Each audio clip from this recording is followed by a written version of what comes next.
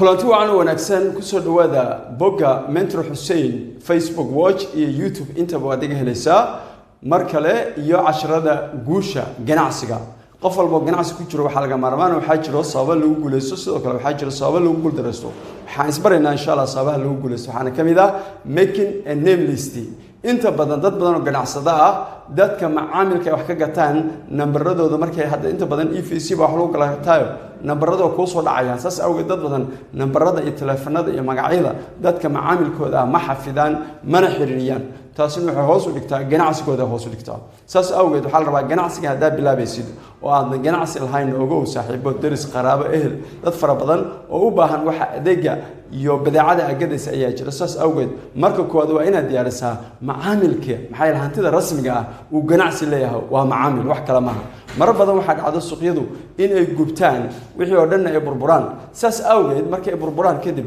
dadku ganacsatada suuqii dib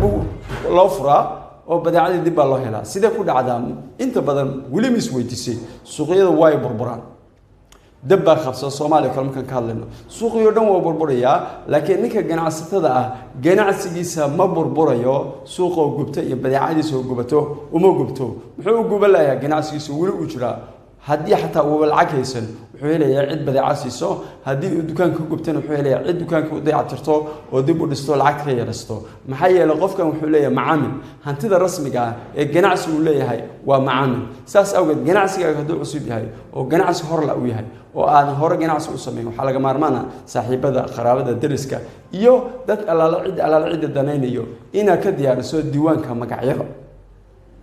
haddii aad tahay qof ganacsada muddo soo shaqeynayna dadka aad la macaamilayso oo maalin walba wax ka gadayso waa in nambaradooda iyo magacyadooda meel ku qorataa oo aad dib u xidhiidhisaa oo aad la timaado qorshooyin aad dadkaasi kula wadaagto oo aad ku dhiirigeliso si macaamilnimada ay u sii jirto saas awgeed waxaan kugula talinayaa mar walba inaad leedahay hadda ganacsada cusub tahay iyo haddii aadan ganacsadan hadda bilaabaysa ganacsi intaba waxaad u baahan tahay inaad leedahay diiwaanka magacyada ama liiska magacyada inaad yeelato ayaad u baahan tahay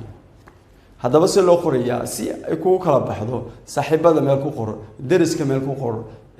qaraabada meel ku qoro dadka shaqo wadaagtiina meel ku qoro qof walba ha dhowti si sahlan ayaad u raadinaysaa oo inaad u baadi goobtid ay kugu sahlanaysaa qof walbana la macaamilkeed iyo gudbinta adeega iyo ganacsiga ahaysid waa ay ku dhibiraanaysaa tan inta program